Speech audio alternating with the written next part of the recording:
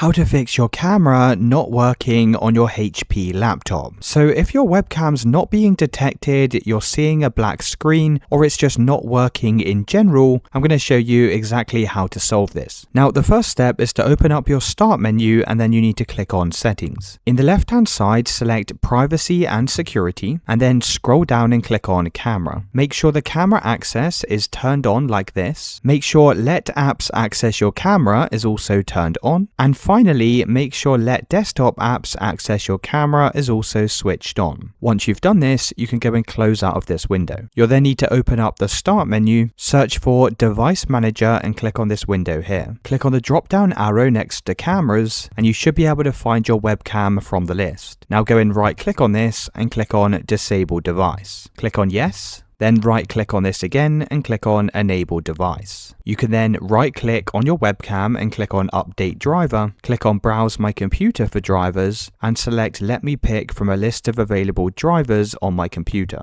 You then need to select the USB video device and click on next. Once you've done this, go and close out of the window and you can check to see if your webcam is now working. Now, if you're still having an issue with your webcam, it's likely due to a privacy shutter on the physical laptop. So sometimes on your laptop itself, there'll be a switch next to your webcam, and this is a privacy shutter that either enables or disables the webcam. So just make sure the webcam is not covered by this switch, and once you've done that, that should have solved your webcam issue. Let me know in the comments if you found this video helpful.